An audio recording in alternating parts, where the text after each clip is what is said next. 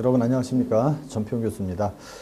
이번 시간에는 여러분과 함께 2017년도 1회차 유통관리사 2급 상권분석 문제 풀어보도록 하겠습니다. 상권분석 20문제고요. 상권분석은 일단 양이 좀 적다라는 거, 여러분들이 고득점 전략을 펴야 될 과목이라는 걸 충분히 이해하실 거라고 생각하고요. 상권분석은 제1장 상권조사 부분, 상권분석 제2장은 도소매 입지 분석 부분, 제3장은 점포 출점 전략 이렇게 구성이 되어 있습니다. 이 중에서도 1장 상권조사 부분이 가장 출제가 많이 되죠. 그래서 2017년도 1회차 상권분석 문제에서도 무려 12문제가 출제가 됐습니다. 그리고 이제 동일한 문제가 또 2문제가 출제됐어요. 체크리스트 관련해가지고. 그 다음에 도소매 입지 부분이 한 7문제 정도 출제가 됐고요. 그 다음에 점포의 출점 전략 부분이 1문제 정도 출제가 됐습니다. 역시나 상권분석은 여러분들한테 득점을 많이 줄 수 있는 과목이기도 하고요. 이번 시험에서도 신규 점포의 상권분석, 분석 부분이 출제가 많이 됐다. 서술적, 규범적, 확률적 부분에 대해서, 확률적, 무형에 대해서 출제가 많이 됐다라는 걸 말씀드리면서 문제 한 문제씩 풀어보도록 하겠습니다. 문제 26번 보겠습니다. 문제 26번. 복수의 입지 후보지를 대상으로 조사할 때 상권 규모에 영향을 미치는 변수들을 통해 상대적인 매력도를 비교할 수 있지만 구체적인 숫자로 매출액을 추정하기 어려운 상권 분석 기법은 무엇입니까? 라는 부분입니다. 그래서 이 문제에서 이제 포인트는 이 부분이죠. 구체적인 숫자로 매출액을 추정하기는 어렵다라는 부분입니다. 그래서 여러분들이 이거는 정성적인 기법이구나, 정량적인 기법, 숫자로 나타나는 그 상권의 매출액을 추정할 수 있는 정량적인 기법이 아니라 정성적인 기법이구나, 이걸 일단 떠올리신다라면 허프는 이건 뭐예요? 정량적이죠. 이거 예상 매출액을 추정하는 부분이니까 체크리스트, 이게 정답이죠. 이 부분은 체크리스트는 체크만 하는 거죠. 어떤 항목들에 대해서. 그래서 숫자로 나타나진 않는다라는 거예요. 정답은 2번이 되겠습니다. 회귀분석이라든가 회귀분석, 그 다음에 MNL도 마찬가지로 허프와 같이 확률적 모형이죠. 유사점포법, 이거 뭡니까? 이거 유추법이죠. 유추법. 우리의 신규 점포를 구성하는 상권과 유사한 상권의 규모라든가 상권의 특성이 유사한 다른 상권을 갖다가 점포 상권을 갖다가 통해서 뭐 하는 거예요? 최종적으로는 예상 매출액을 추정하는 거죠. 예상 매출액을 추정하는 방법이 유추법입니다. 유추법. 그래서 정답은 2번 체크리스트법입니다. 그래서 체크리스트를 쭉 만들어가지고 여기 자주 오시나요? 몇 번 오시나요? 이런 거 체크하게 만드는 거죠. 정답은 2번이다. 2번. 그래서 이 문제를 보시면서 우리는 하나를 갖다가 여러분들이 다시 한번 기억을 해주셔야 되는데 이거죠. 신규 점포 상권 분석 방법이에요. 상권 분석 방법을 다시 한번 기억을 해주시면서 이 카테고리 정도는 꼭 다시 한번 기억을 해주시면 좋겠다. 서술적 방법 또는 뭐 규범적 방법 이런 것들도 있고요. 그다음에 확률적 모형. 여기 각각 해당하는 것들이 뭐가 있는지 일단 기억해 주시고 거기에 각각의 키워드 공식 같은 거를 같이 기억해 주셔야 된다. 가장 중요한 거에서 유추법이죠. 유추법. 아날로그 메소드. 여기도 유사 점포법이라고 나왔어요. 여기서 쓰이는 기법이 CST 맵이라는 게 있죠. CST 맵. 이건 같이 기억을 해주셔야 된다. 또 하나 체크리스트. 비율법. 뭐 현지조사법 이런 것도 있죠. 일단 서술적 기법이 4가지가 있다는 걸 기억해 주시고 이 중에서도 특히 CST 맵, 유추법이죠. 유추법. 그 다음에 체크리스트법이 최근에 계속 출제가 되고 있다. 나머지는 다 어떻습니까? 뭐 얘 같은 경우는 대표적인 뭡니까? 정량적 기법이에요. 하지만 얘는 정성적이다. 성질만 체크하는 것이다. 질적인 부분이다. 규범적 방법에는 2가지가 있는데 하나는 중력 모형, 하나는 중심지 모형이죠. 중심지 이론. 이번 2017년도 1회차 시험에서는 중심지론이 출제가 되지 않았지만 다음번에도 출제가 된다고 보죠. 중력 모형의 대표적인 게 레일리의 소매인력 법칙. 컨버스 모형도 있고요. 컨버스의 분기점 모형이 있었죠? 분기점 모형. 이런 것들. 아니면 케인의 흡입력 모형 이런 것들이 있었다. 중심지 이론은 크리스탈러의 중심지 이론. 그다음에 래쉬라는 사람 있죠? 래쉬의 수정 이론 이런 것들이 있었는데 아주 중요하다. 이런 것들. 이번엔 출제 안 됐지만 다음에 나올 가능성이 높다라는 거. 그 다음에 특히나 여기 레일이나 컨버스는 이 공식도 중요하죠. 계산 문제 잘 나오기 때문에. 레일리 공식 한번 기억해 보시면 레일리 소멸력 법칙 공식을 보시면 RA분의 RB는 PA분의 PB DA의 제곱이란 공식. 인구수, 도시의 크기에 비례하고 거리의 제곱에 반비례한다는 거 꼭 기억을 해주셔야 됩니다. 또 하나, 컨버스 공식도 워낙 잘 나오니까 컨버스 공식 보시면 컨버스 1공식, 2공식이 있는데 1공식이 잘 나오니까 1공식 보시면 A 분기점이에요. 여기서는 거리가 아니라 분기점이에요. 디스탄스가 아니라 이거는 분기점입니다. 분기점. 1 플러스 루트 PA분의 PB DA부터 B까지 총 거리죠.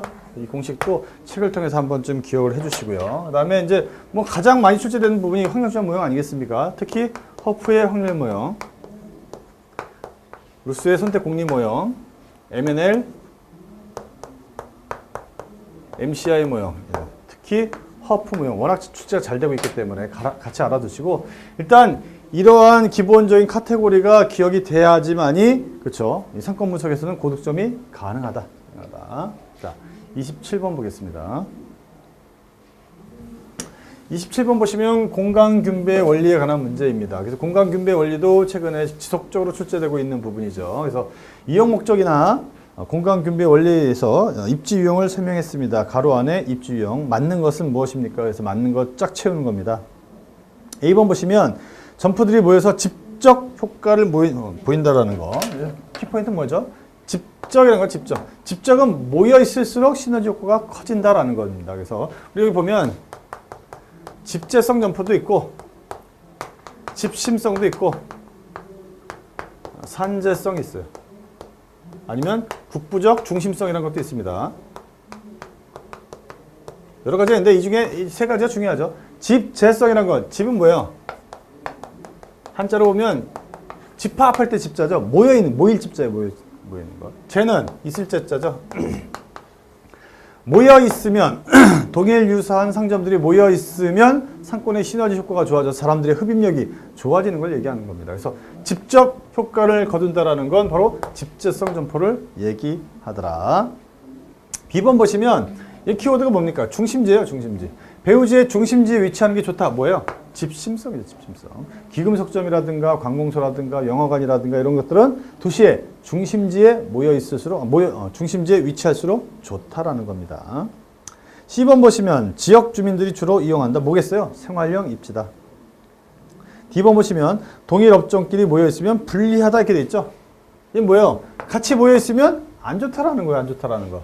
산재성이죠. 흩어져 있어 한자. 흩어져 있어야만 좋은 거. 나만의 고유 영역을 가지고 있어야만 상권이 유지되는 것들을 갖다 우리 산재성 점포, 산재성 입지라고 합니다. 정답은 4번이 되겠습니다. 4번. 그래서 27번도 여러 번 출제가 된 문제니까 좀 관심 있게 좀 봐주시고요. 또 출제가 될 수 있습니다. 28번. 28번은 넬슨의 소매 입지 원리. 8원칙을 얘기하는 거죠. 넬슨의 8원칙. 양립성이라든가 넬슨은 양립성이라는 걸 가장 중요하게 여겼고요. 누적적 흡입력이라든가 중간 전지성이라든가 여러 가지에서 용지의 경제성에서 8가지가 있습니다. 그 중에서 가장 출제가 잘 되는 건 역시나 양립성. 그 다음에 뭐예요? 누적적 흡입력 이런 것들이 출제가 잘 되고 있죠. 자, AB에 들어갈 용어 올바르게 짝지은 거 무엇입니까? 되어 있습니다. 일단 키워드를 보시면 A번 상호 보완성 이렇게 되어 있습니다. 상호 보완성. 상호 보완성이 키워드죠. 그 다음에 이거는 유사업종의 점포, 집재성 점포라고 되어 있어요. 제 책에 그대로 나와 있는 부분이죠. 그래서 상호 보완성은 상호 보완적인 관계, 양립성이라고 그래요. 양립성. 양립성, 컴패터빌리티죠. 영어의 CON 이런 거, CO 이런 것들 함께 한다라는 거, 함께 할 수 있다라는 거죠. 함께 존재할 수 있다라는 거예요. 상호 보완성. 양립성, 공존 가능성 이런 것들이죠. 그래서 A번은 뭐예요? 이거 양립성이죠. 둘 중에 하나입니다. B번 보시면 유사업종의 점포, 집재성 점포. 이게 뭡니까? 동일 유사한 것들이 모여 있어야 더 효과가 좋은 것들이죠. 의류점이라든가 뭐 가구점이라든가 얘네들은 다 모여 있죠. 모여 있으면 사람이 멀리서부터 온다라는 겁니다. 그래서 얘를 보고 우리는 누적적 흡입력이라고. 누적적 흡입력. 커뮤니티브 어트랙션이죠.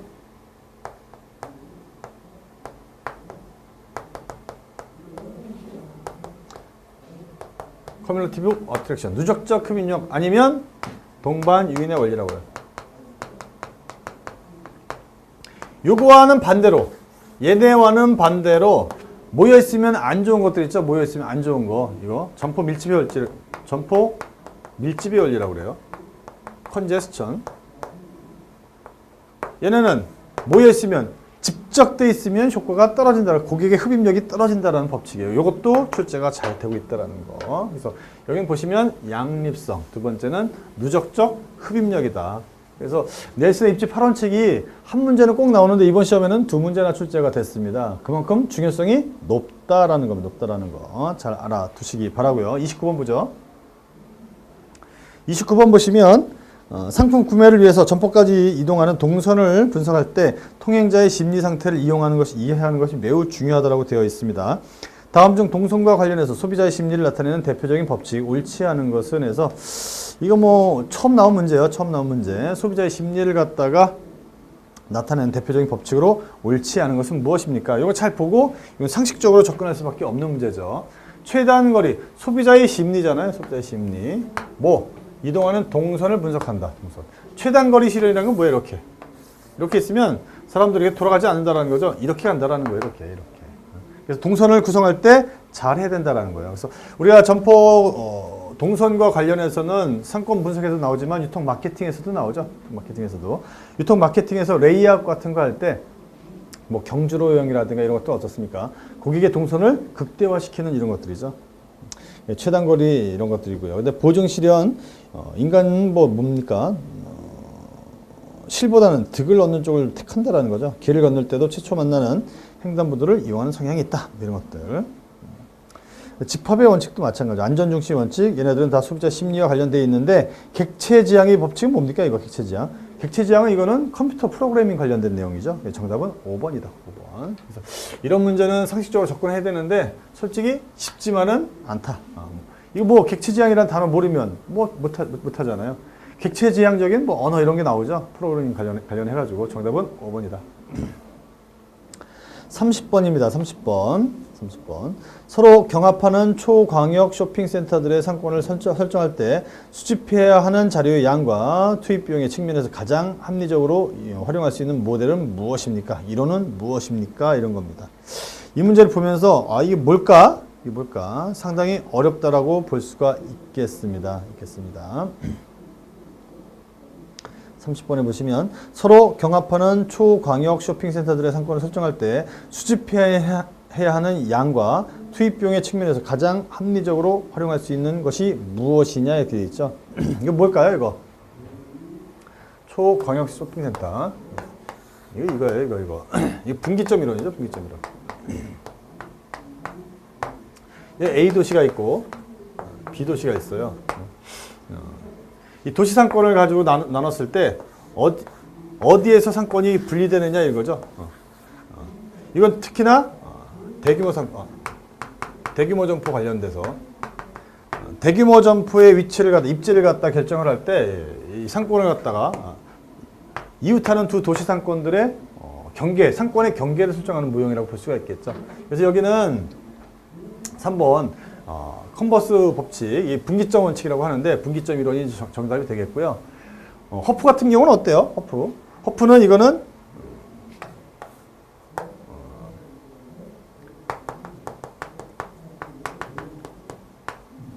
이 편의품점을 갖다가 분석할 때 가장 중요하고요. 초광역 쇼핑센터 같은 건 대규모 점포들이죠. 대규모 점포들은 도시상권 원칙을 갖다가 적용하는 것이 좋다라는 겁니다. 정답은 3번이 되겠어요. 3번. 얘네들은 다 뭐예요? 입지이론이죠. 입지이론. 정답은 3번 컨버스가 되겠다. 만약에 허프가 정답이 되려면 이거는 편의품점 같은 것들이 나와야 되는 거죠. 동네 슈퍼라든가 약국이라든가 이런 것들이 출제가 돼야 된다. 정답은 3번. 31번 상권은 다각형의 형태를 가집니다. 아래 박스에서 지역상권의 형태를 결정할 수 있는 요인만 올바르게 나열한 것은 무엇입니까? 뭐예요? 정답은 지역상권이라고 되어 있잖아요. 지역상권의 형태를 결정할 수 있는 요인으로만 올바르게 나열된 것은 무엇입니까? 기억본 보시면 산, 강과 같은 지역상권의 지리적 요소. 니은번 군사지역, 공장지대와 같은 지역상권의 인공적인 장애 요소. 디귿번 도로망과 같은 지역상권의 교통인프라. 리을번 지역상권의 인구 분포 이렇게 되어 있습니다. 그래서 여기 보시면 지역상권의 형태를 결정할 수 있는 요인이잖아요. 지역상권의 지리적 요소 중요하죠. 특히나 지역상권이라는 얘기가 있잖아요. 산과 강 같은 거는 자연적인 경계가 되는 겁니다. 자연적인 경계. 그래서 상권의 형태를 갖다 결정하는 거죠. 어떤 지역이 이렇게 있습니다. 근데 여기 중간에 강이 흐르고 있어요. 그러면 상권의 모양이 달라진다라는 거죠. 영향을 미치죠. 군사지역, 공장지대와 같은 지역상권의 인공적인 장애 요소. 이것도 마찬가지입니다. 여긴 아까 자연적인 요소라고 말씀을 드렸고요. 산과 강과 같은 지역상권의 지리적인 요소. 밑에는 인공적인 거죠. 군사지역, 공장지대. 마찬가지입니다.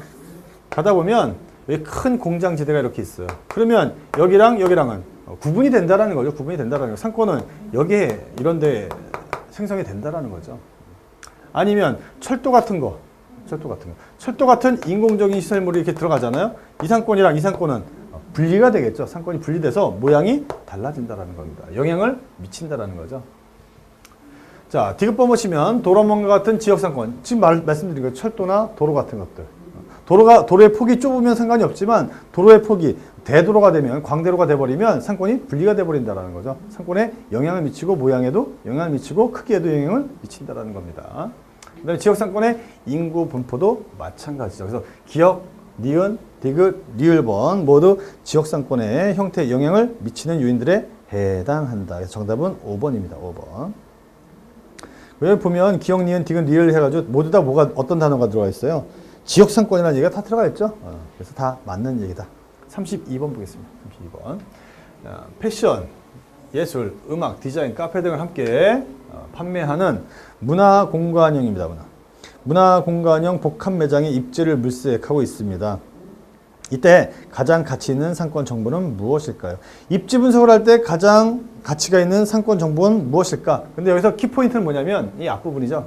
예술, 패션, 음악, 디자인 뭐 이런 얘기가 나와요. 이건 뭐예요? 소비자의 라이프 스타일과 관련된 내용입니다. 이건 유통 마케팅과 관련이 된 내용이고요. 유통 마케팅에 보면 인구 통계학적인 요소들 중에서도 특히 라이프 스타일이라는 게 있어요. 라이프 스타일. 생활 양식이라고 그러죠. 생활 양식. 그 동네 주민들의 생활 양식이 다르다라는 거. 어떤 동네 갔더니 예술이라든가 패션이라든가 음악이라든가 디자인이라든가 이런 것들을 중시하는 동네가 있다라는 겁니다. 있다라는 거. 그래서 여기는 정답은 2번이에요. 2번. 상권 내 소비자들의 라이프 스타일이다. 이거 예전에 이제 유사한 문제가 나왔었죠. 뭐 약초, 아로마, 뭐 향초, 뭐 이런 것들을 취급하는 매장을 갖다가 물색하고 있습니다. 어떤 것들이 가장 중요한 정보일까요? 유사한 문제가 나온 적이 있다. 여기 뭐 요것만 바꾼 거죠. 예술, 패션, 음악, 디자인 이것만 바뀐 것들입니다. 저런 것도 함께 판매하는 매장이 좋은 입지를 가지려면 그 지역 사람들의 소비자들의 라이프 스타일을 분석해서 이 사람들이 생활 양식상 예술이라든가 패션이라든가 이런 것들 관심 있는 사람들이 많이 있다면 거기 입지하는 것이 좋다라는 겁니다. 입지의 성공 가능성이 높다. 33번 보겠습니다. 33번도 별표 하나 쳐주시고 최근에 잘 나오는 문제죠. GIS 관련돼 가지고 CST 맵을 갖다가 적용하는 거예요. 내용 보시면 상권 분석에 다양한 정보를 활용할 수 있는 GIS라는 게 있어요. 지리정보 시스템이죠. Geographical Information System. GIS 등에서 특정 점포를 이용하는 고객들의 거주지를 지도상에 표시하는 CST 기법을 통해서 수행할 수 있는 과업들입니다. 올바르게 나열된 것은 무엇입니까? 그래서 이건 CST 맵이랑 관련이 있다. 이건 뭐 커스터머죠, 커스터머. 스파팅, 테크닉 이렇게 돼. 맵은 지도예요, 지도도. 그래서 이거는 동시반상에 이렇게 지도를 그려놓습니다. 그 다음에 우리 점포를 찾는 고객들이 어디서 오는지를 어떤 조사를 통해서 점으로 찍는 거예요. 점으로 찍는 거. 스팟이란 게 점이죠. 고객을 점으로 찍는 기법이에요. 그래서 어디서 많이 오는지 이런 거죠. 이런 거 하다 보면 경쟁자들의 위치도 파악할 수 있고 이 사람들의 소비 성향도 파악할 수가 있고 그렇습니다. 그 다음에 1차 상권, 2차 상권, 3차 상권 어디에서 고객들이 많이 오는지도 알 수가 있다라는 겁니다. 있다라는 거. 이게 문제는 이거예요. CST 맵이 활용도를 갖다가 CST 맵의 활용도를 갖다 얘기하는 겁니다. 그래서 1차, 2차 상권에 설정이 된다라는 거죠. 해봤더니 여기서 막 많이 오는 거예요. 이쪽 쪽에서. 여기가 1차 상권. 그 다음에 여기 많이 오는 거죠. 2차 상권. 그 다음에 나머지는 3차 상권이죠. 3차 상권을 다른 말로 뭐라고 하냐면 한계 상권이에요. 여기를 벗어나면 더 이상 우리 상권이 아니라는 거죠. 매출액이 발생하지 않는다라는 겁니다. 그래서 1차, 2차, 3차 상권을 갖다 구분할 수도 있고요. 니은번 상권의 규모도 추정이 가능하다. 여기서 말하는 상권의 규모는 예상 매출액이에요. 매출액이 어느 정도가 발생하는지. 매출액의 정도가 크면 상권의 규모가 크다라는 거죠. 디귿번 경쟁의 정도도 추정할 수가 있다. 아까 말씀드렸습니다. 이렇게 긋다 보면 점을 찍다 보면 나는 여기 있는데 경쟁자들의 위치가 파악이 된다라는 거예요. 그래서 경쟁자 분석도 가능하다. 1번 상권 내 소비자들의 사회 경제적인 특성도 파악이 가능하다라는 겁니다. 그래서 이 문제는 책에 나와 있고 아주 대표적인 문제입니다. 정답은 5번이다. 5번. 여기 이제 CST 맵과 관련해서 또 하나는 여기 GIS라는 게 나오죠. 지리정보 시스템이라는 게 나와 있어요. 요즘에는 지리정보 시스템이 워낙 데이터베이스가 축적이 많이 되어 있고 그 다음에 PC 간에 아니면 그 웹상에 이거 인터랙션이 아주 매우 좋기 때문에 이걸 통해서 뭐가 가능해요? 특정 지역 예상 매출액 추정이 가능하다는 거예요. 그래서 예상 매출액 추정이 가능하기 때문에 CST 맵이 더 중요하다는 거죠. CST 맵은 유추법에서 적용하는 유추법. 우리 상권과 상권의 특성이라든가 예상 매출액, 상권의 크기가 유사한 그 상권을 통해서 우리 상권이 어느 정도의 매출액을 나타낼 수 있는지, 앞으로 어느 정도의 매출액을 뽑아낼 수 있는지 그거를 추정하는 방법이 유추법이죠. 아날로그 메소드. 그래서 이런 것도 같이 연결해서 공부하시면은 더 좋을 것 같습니다. 그 다음에 GIS는 단독 문제로도 출제가 된다라는 거. 33번 매우 중요하고 예전에도 출제가 아주 빈번하게 됐던 문제다. 34번 보겠습니다. 34번 점포 출점을 결정한 경우 가장 먼저 준비할 사항은 무엇입니까? 그래서 제3장에 해당하는 것은 점포의 출점 전략에 관련된 내용입니다. 가장 먼저 준비할 사항이기 때문에 이거는 이제 여러분들이 보시면서 내가 사장님이라고 생각하고 상식적으로 접근하면 쉬운 문제라고 생각하죠. 1번 점포의 포지셔닝 주제, 아이덴티티, 정체성을 갖다가 설정하는 것. 2번 종업원의 선발, 교육, 훈련. 3번 거래처와의 교섭. 4번 점포의 인테리어 공사. 5번 홍보계획의 수립. 이렇게 되어 있습니다. 근데 이때 제일 중요한 건 뭐예요? 내가 어떤 컨셉으로 다가가야 경쟁자들과의 관계에서 내가 우위를 점할 수 있냐 이거죠. 여기서 이제 정답은 1번이에요. 점포의 포지셔닝.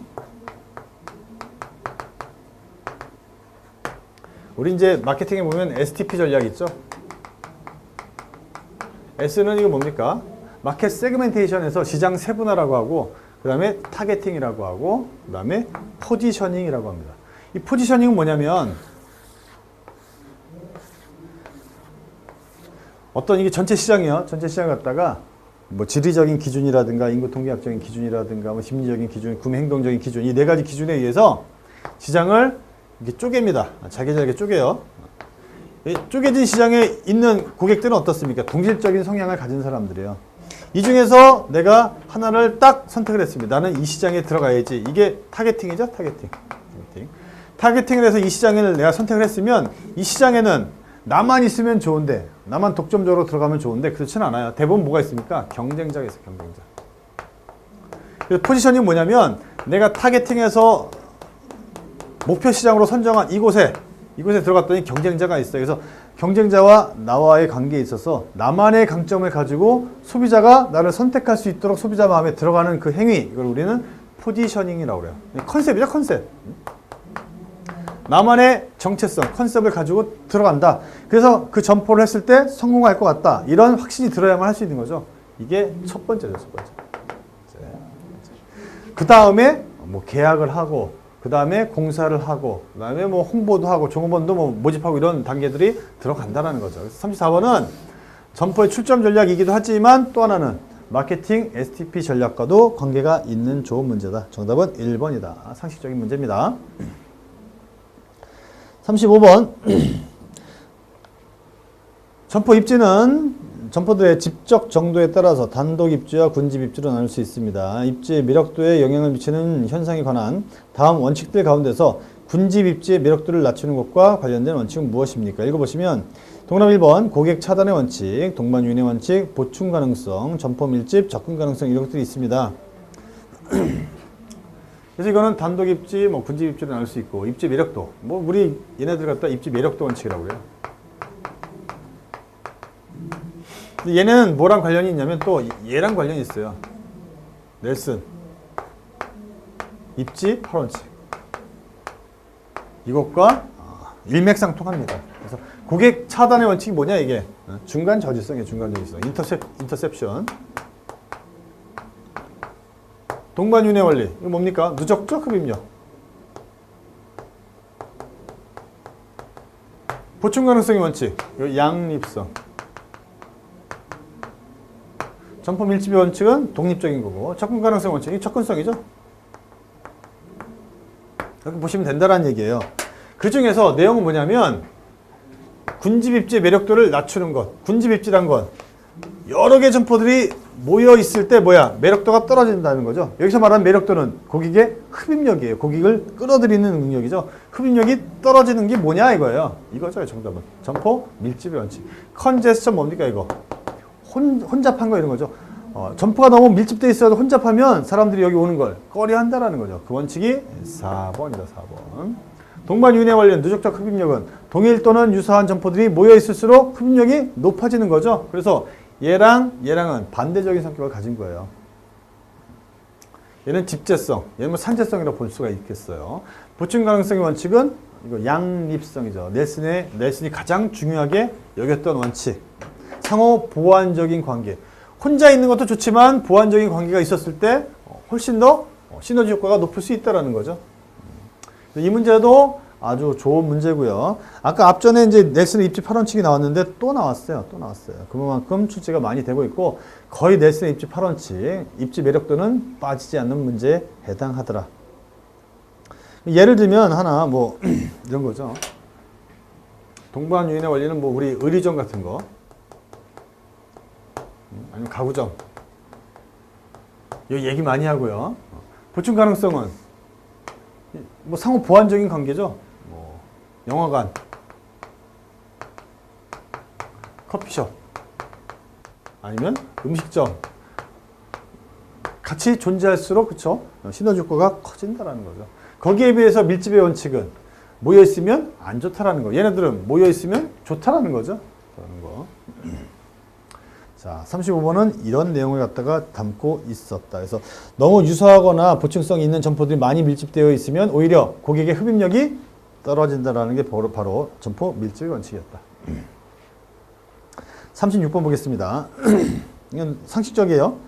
소매 점포 고객을 배우, 상권, 거주 고객, 직장, 학교 고객, 유동 고객으로 구분할 수 있습니다. 점포에 따른 고객 구성에 대한 내용으로 옳은 것은 이렇게 되어 있죠. 광역 쇼핑센터의 고객은 대부분 유동 고객이다. 광역 쇼핑센터라는 게 뭐예요? 큰 거잖아요. 유동인구란 건 그냥 왔다 갔다 하는 사람들이죠. 왔다 갔다 하는 사람들이 광역 쇼핑센터에 옵니까? 아니에요. 쇼핑센터는 특정 목적을 가지고 쇼핑하러 오는 곳이죠. 유동 고객이 몰 수도 있겠지만 대부분 특정 목적을 가진 사람이 많이 온다. 2번 중심상업지구 고객은 대부분 직장, 학교 고객입니까? 그렇지 않죠. 직장, 학교 고객은 직장, 학교 뭐 그쪽으로 가야 되는 거지 중심상업지구로 갈 리는 없다. 3번 학교 앞 문방구 입지 고객은 대부분 유동 고객입니까? 그렇지 않죠. 학교 고객이겠죠. 이거는 학교 앞 문방구를 갖다가 유동 인구들이 그렇게 많이 들어갑니까? 유동 인구란 건 특정한 목적 없이 왔다 갔다 하는 사람들이에요. 4번 관광지 쇼핑센터의 고객은 배후 상권 거주 고객과 유동 고객이 균등하게 섞여 있다. 관광지잖아요. 관광지에 놀러 온 사람들이죠. 배후지에 살고 있는 상권 고객들이 오는 곳이 아니죠. 정답은 5번이다. 5번. 너무 쉬운 문제라서 이런 거는 뭐 그냥 넘어가겠습니다. 37번 도심의 공간구조는 도심, 부도심, 주거지, 산업지구, 교외 등으로 계층을 이루며 이에 따라서 도시의 상권도 계층구조를 갖습니다. 상업 입지들 가운데서 공간구조의 특징 때문에 쇼핑센터를 계획적으로 개발하기 가장 어려운 것은 무엇입니까? 그랬죠. 쇼핑센터가 들어가는 곳이 어디냐? 일단 이것만 알아두셔도 돼요. 쇼핑센터. 얘는 어디야? 중심상업지역이죠. 중심상업지역에 위치를 하게 되어 있습니다. 우리 중심상업지역은 뭡니까 이거? 용도지역이죠. 용도지역. 용도지역상 중심상업지역에 쇼핑센터가 들어가도록 되어 있어요. 그렇다면 정답은 뭘까요? 정답은 37번. 3번이죠. 주거지 인근 선정. 주거지는 주거지역이잖아요. 우리나라는 국토의 계획 및 이용에 관한 법률에 가면 국토계획법이라고 하는데 거기 가면 용도지역이라는 게 있어요. 용도지역. 용도지역이 크게 대분류가 4가지 지역으로 구성되어 있습니다. 도관농자라고 해가지고 도관농자, 도시지역, 관리지역, 농림지역, 자보에서 자연환경 보전지역 이 4가지로 되어 있어요. 도시지역은 또 주상공로,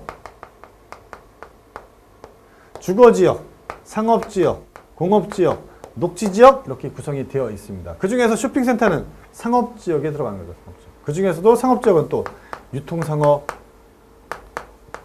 근린상업, 여기처럼 중심상업 등등 이렇게 되어 있단 말이에요. 그 중에 중심상업지역인 쇼핑센터가 들어오도록 법으로 규정되어 있다는 거예요. 쇼핑센터가 어디 못 들어간다는 거예요? 주거지역에는 못 들어간다는 거죠. 못 들어간다는 거. 같이 알아두시면 좋겠습니다. 가장 어려운 것은 주거지 인근 상정가다. 거기에 비해서 도심, 부도심, 교외 이런 등 다 들어갈 수가 있다. 쇼핑센터가. 그래서 이 문제는 이 문제도 상식적인 문제이긴 하지만 조금 더 세분한다면 이 용도 지역에 관련된 내용을 알고 있으면 훨씬 더 접근이 수월한 문제였다라는 거죠. 38번 보겠습니다. 38번. 입지를 선정할 때 취급 상품의 물류 비용을 고려할 필요성이 가장 낮은 도매상은 무엇입니까? 물류가 나왔어요. 물류 유통이 나오면 일단 배송, 딜리버리랑 관련성이 있다라는 거죠. 정답 5번이에요. 브로커는 뭐예요? 거간이죠. 거간. 중개상인이에요. 중개상인. 중간에 껴가지고 생산자와 아니면 소비자 가운데 껴서 뭐 하는 거예요? 중간에서 매개 역할만 해주는 거죠. 주선자입니다. 주선자는 뭐예요? 주선만 해주고 커미션만 받는 거죠. 뭐 할 필요가 없다. 직접 운송해 줄 필요가 없다라는 겁니다. 정답은 5번이죠. 거기에 비해서 산업재 도매상, 현금거래 도매상, 제조업자 도매상, 트럭 도매상 이 사람들은 다 뭘 해야 돼요? 물류가 필요하다. 운송, 배달이 필요하다는 거죠. 39번. 소매점이 집적하게 되면 경쟁과 양립에 서로 다른 성격을 갖게 되므로 가능하면 양립을 통해 상호 이익을 추구하는 것이 중요하다. 이거 뭡니까? 양립성이죠. 넬슨 입지 8원 책 중에서. 다음 중 양립의 원인으로 옳지 않은 것은 양립은 상호 보완적인 관계잖아요. 앞전에도 말씀드렸는데 양립성이 있고 또 하나는 누적적 흡입력이라는 게 있어요. 아니면 점포 밀집의 원리.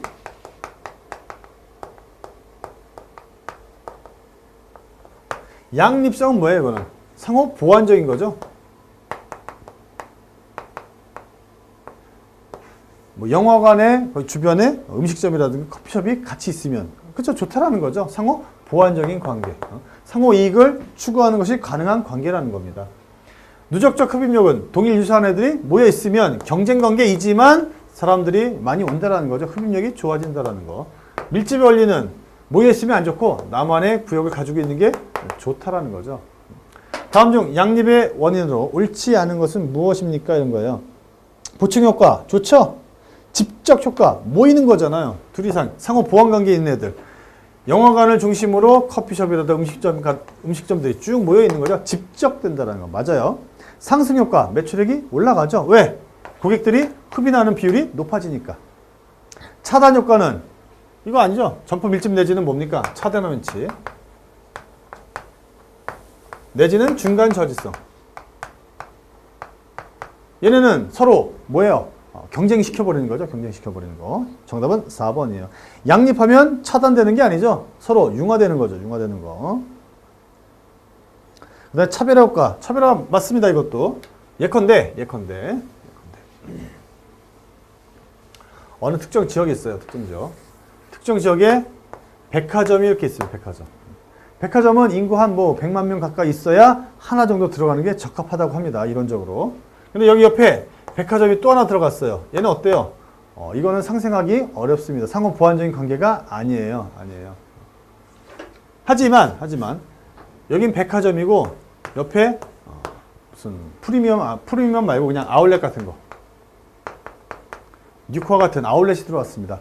아울렛은 상설 할인 매장이잖아요. 싼 제품 2월 상품이라든가 재고 상품, 하자 있는 상품을 갖다가 싸게 판매하는 상설 할인 매장이죠. 여기는 전문품점, 좀 비싼 걸 파는 데잖아요. 서로 경합하는 관계가 아니라는 거예요. 이거는 뭐죠? 차별화 관계죠. 상호 뭐예요? 공존할 수 있다라는 겁니다. 상호 보완성이 있다라고 봅니다. 정답은 4번. 40번. 상권 분석에서 점포 선택과 소매 상권의 크기를 파악하기 위해서 사용되는 허프 모형에 관한 설명입니다. 볼 수 없는 것은 무엇입니까? 허프는 확률적인 모형이다. 맞고요. 확률 2번 보시면 특정 점포에 대한 효용은 점포 크기, 점포까지 거리에 의해서 좌우된다. 점포 크기 맞죠? 매장 면적이란 요소가 들어가잖아요. 그래서 허프가 나오면 두 가지 요인이 필요하다. 하나는 점포 면적. 크기죠, 크기. 매장 면적. 또 하나는 점포까지의 거리죠, 거리. 두 가지. 맞고요. 3번 소비자와 점포와의 물리적 거리는 시간 거리로 대체해서 계산하기도 한다. 그래서 거리는 뭘로? 시간으로 교체할 수도 있습니다. 4번 거리에 대한 민감도 개수는 상권이나 소비자 개인을 불문하고 고정되어 있습니까? 그렇지 않죠. 확률적인 모형이에요. 확률적인 모형. 확률적인 모형입니다. 가장 거기에 적합한 것을 갖다가 모수를 갖다 결정한다라는 거죠. 모수는 민감도라고 하기도 하고요. 마찰계수 이렇게 얘기합니다. 우리 레일리 소멸력 법칙 보면 RA분의 RB는 PA분의 PB DB DA의 제곱으로 이게 픽스되어 있습니다.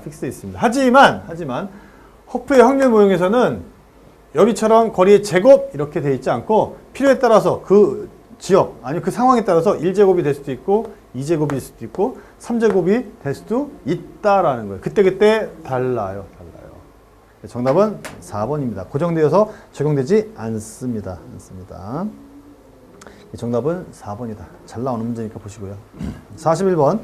확률적 상권 분석 기법들이 이론적 근거로 활용하고 있는 루스의 선택 공리 모형과 관련이 없는 것은 무엇입니까? 그래서 확률적 모형이 4가지가 있어요. 4가지. 하나는 허프, 그다음에 루스의 선택 공리 모형, 그다음에 MCI, M&L 모형이 있는데 이 중에 가장 확률 모형을 이끌었던 게 뭐냐? 루스의 선택 공리 모형입니다. 여기 나와 있는 건 뭐예요? 허프, 수정 허프, MCI, M&L 다 뭡니까? 확률적인 모형에 해당하는 거고요. 레일리는 규범적 모형에 해당하는 거죠. 우리 이제 카테고리 있었잖아요. 아까 초반에 했던 서술적 기법. 그 다음에 규범적 모형. 그다음에 확률적 모형. 신규 점포의 상권 분석 방법이죠. 이 중에 확률적 모형에는 허프, 루스, M&L, MCI 모형이 있었다고 말씀드렸고요. 허프는 기존 허프 모형이 있고 기존 허프 모형은 모수를 갖다가 1, 2, 3 아무거나 그때 적용을 해야 되기 때문에 그게 좀 어렵다 해서 이거 갖다 수정한 게 거리에 대한 모수만 제곱으로 고정시킨 게 수정 허프 모델이죠. 이런 게 있습니다. 여하튼 간에 확률적 모형은 이 네 가지로 구성이 되어 있다라는 거죠. 여기 레일리는 어디예요? 규범적 모형이죠. 레일리의 소멸력 법칙. 요거는 규범적 모형에 해당하더라. 그래서 41번은 요거 카테고리를 묻는 문제였다. 정답은 뭐야? 1번이죠. 1번. 42번. 앞에 26번에 나왔던 문제 또 나왔어요. 상권 분석 방법들 중에서 특정 입지 매력도를 점수로 평가할 수는 있지만 매출액을 추정하기 어렵다. 뭐야 이거? 정량적인 기법은 아니다라는 거죠. 뭐였습니까 이거? 체크리스트법이다. 체크리스트법. 똑같은 문제예요. 43번.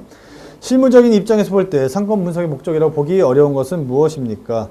임대료 평가 기준을 마련한다. 상권 분석의 목적에 관련된 부분이에요. 지역 내 가구수를 파악한다. 3번 매출액 추정의 근거를 확보한다. 4번 업종 선택의 기준을 마련한다. 5번 마케팅 전략 수립에 활용한다. 이렇게 되어 있습니다. 상권 분석의 목적이요. 상권 분석을 왜 합니까? 왜 하겠어요? 예상 매출액을 추정해서 내가 여기서 영업을 해도 되는지 출점 여부를 갖다 결정하기 위한 거잖아요. 어떤 업종을 선택할 거냐, 경쟁자 분석이 어떠냐, 경쟁자가 얼마나 있냐 이런 거 다 분석하는 거 아니겠습니까? 그래서 정답은 다 맞는데 2번이에요. 2번. 지역 내 가구수를 파악하는 거. 가구수를 파악하는 건 뭐예요? 상권 분석을 하기 위한 사전 조사 작업이죠. 이거 작업이고 조사 대상이지 상권 분석의 목적은 아니다. 지역 내 가구수를 파악하기 위해서 상권 분석을 합니까? 그렇진 않아요. 얘는 이용하기 위한 하나의 자료를 수집하는 과정이죠. 정답은 2번이다. 44번. 상권이나 입지에 관한 내용입니다. 가장 옳은 것은 이렇게 되어 있고요. 상권과 입지를 비교하는 문제. 대표적인 문제죠. 상권은 뭔지, 입지는 뭔지. 얘는 트레이드 에어리어고요. 얘는 로케이션. 얘는 사이트라고 그래요. 사이트. 특정 입지죠. 얘는 특정 입지. 특정 입지예요. 그래서 얘는 범위예요. 범위. 얘는 특정 지점이죠. 얘는 레인지. 얘는 포인트예요. 포인트. 지점이에요. 지점.